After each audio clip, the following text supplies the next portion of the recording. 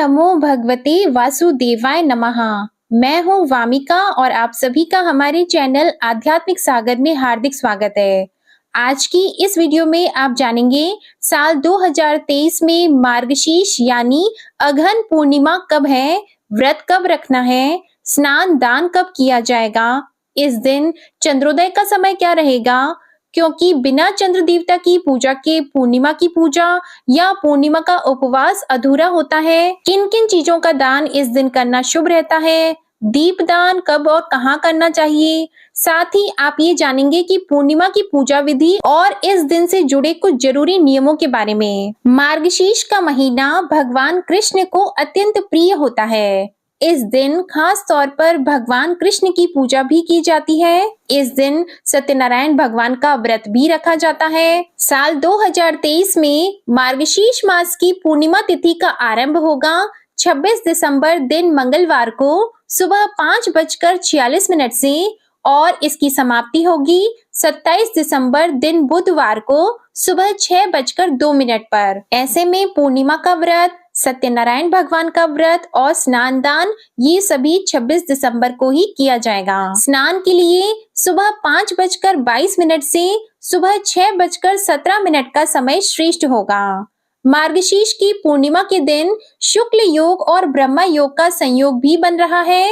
इन शुभ योगों में भगवान विष्णु, माता लक्ष्मी और चंद्रमा की पूजा विशेष फलदायी होती है। शुक्ल योग रहेगा 26 दिसंबर को सुबह 4:23 से 27 दिसंबर को सुबह 3:22 तक। इसके बाद ब्रह्म योग होगा। अब जो चंद्र देवता की पूजा करने का विधान होता है या चंद्र देवता को खीर का भोग लगाने का जो विधान है वो आपको 26 दिसंबर को ही करना चाहिए। 26 दिसंबर दिन मंगलवार को सूर्योदय का समय रहेगा सुबह 7:10। इस दिन सूर्यास्त का समय रहेगा शाम 5:44। चंद्रोदय का समय रहेगा शाम 5:06। अभिजीत मुहूर्त का समय होगा दोपहर 12:06 से दोपहर 12:48 तक। अमृत काल का समय रहेगा दोपहर 1:17 से दोपहर 2:56 तक। इस दिन ब्रह्म मुहूर्त का समय रहेगा सुबह 5:33 से सुबह 6:21 तक और राहु काल का समय रहेगा दोपहर 3:05 से दोपहर 4:25 तक। पूर्णिमा के दिन चंद्रोदय के समय पर चंद्र देवता को अर्घ्य देकर आप अपना व्रत भी खोल सकते हैं। और जो राहु काल का समय होता है इस समय में किसी भी तरह का दान देने से आपको बचना चाहिए। किसी भी तरह का कोई भी शुभ कार्य करने से बचना चाहिए। पूर्णिमा के दिन सूर्योदय से पहले या ब्रह्म मुहूर्त में जो स्नान किया जाता है कहते हैं शरीर को पाप मुक्त बना देता है। और शाम के समय चंद्र देवता की पूजा करने से भी कुंडली में चंद्रमा की स्थिति भी मजबूत होती है। खासकर जिन लोगों को मानसिक रोग हो, मानसिक तनाव रहता हो, बहुत ज्यादा टेंशन में रहते हो, बहुत ज्यादा सोचते हो और मन हमेशा परेशान रहता है, ऐसे लोगों को रात के समय चंद्र देवता की पूजा अवश्य करनी चाहिए। चंद्र देवता को अर्घ देने वाले लोटे में कच्चा दूध और अक्षत मिलाकर और मिश्री के दाने डालकर अर्घ देना चाहिए। इसके अलावा इस दिन क्योंकि सत्यनारायण भगवान की पूजा भी की जाती है तो जो लोग सत्यनारायण भगवान की कथा का पाठ पढ़ते या सुनते हो उन्हें इस दिन सत्यनारायण भगवान को भोग में आटे को घी में भूनकर उसमें चीनी मिलाकर उसका प्रसाद तैयार करके और पंचामृत का प्रसाद तैयार करके भगवान को भोग लगाना चाहिए और उसी को प्रसाद के रूप में बांटना भी चाहिए। पूर्णिमा के दिन दीप दान भी किया जाता है। पवित्र नदियों के बहते हुए जल में या कुंड में, सरोवर में या जहां पर भी पानी भरकर रखा हो उस जगह पर आपको दीप दान जरूर करना चाहिए।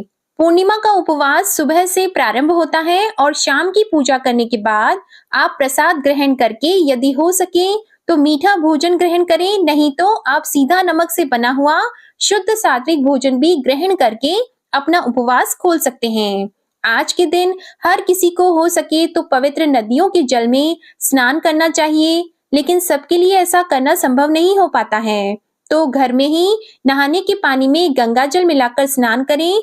लेकिन उससे पहले एक जरूरी काम सभी को करना चाहिए। सबसे पहले तुलसी जी के गमले से थोड़ी सी मिट्टी लेकर माँ तुलसी जी का नाम लेकर फिर अपने शरीर में माथे पर लगाकर उसके बाद पानी में गंगा जल डालकर या पवित्र नदियों के जल से स्नान करना चाहिए, क्योंकि मार्गशीर्ष महीने के नियमों का पालन करने वाले सभी भक्त पूरे महीने तुलसी जी की जड़ की मिट्टी को शरीर में लगाकर फिर उसके बाद स्नान करते हैं।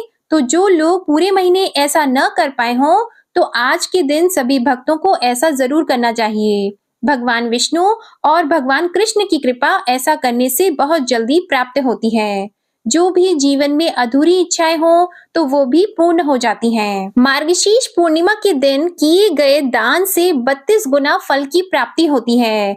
इसलिए इस पूर्णिमा को 32वीं पूर्णिमा भी कहा जाता है। खास तौर पर इस दिन पका हुआ भोजन गरीबों को जरूर खिलाना चाहिए। दूध, दही या फिर दूध से बनी हुई वस्तुओं का दान इस दिन करना चाहिए। सफेद वस्त्रों का भी आप दान कर सकते हैं और गर्म वस्त्रों का दान करना भी बहुत उत्तम होता है। पूर्णिमा की रात को देवी लक्ष्मी के स्वागत के लिए पूर्णिमा की सुबह आपको जल्दी स्नान करना चाहिए और तुलसी जी को प्रसाद, दीपक और जल चढ़ाना चाहिए। ऐसा करने से माँ लक्ष्मी जी प्रसन्न होती हैं और इसके अलावा पूर्णिमा के दिन माँ लक्ष्मी जी के मंत्रों का जाप भी आपको करना चाहिए।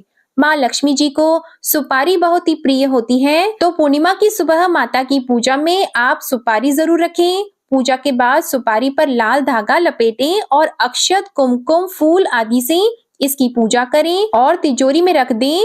ऐसा करने से कभी भी धन की कमी नहीं होती। पूर्णिमा के दिन देवी लक्ष्मी की मूर्ति पर 11 कौड़ियां चढ़ाएं और उन पर हल्दी का तिलक लगाएं। अगले दिन इन कौड़ियों को एक लाल कपड़े में बांधकर वहां रख दें जहां पर आप अपने पैसे रखते हो। ऐसा करने से भी घर में कभी भी धन की कमी नहीं होती। शास्त्रों में कहा गया है कि पूर्णिमा के दिन पीपल के वृक्ष पर देवी लक्ष्मी का आगमन होता है।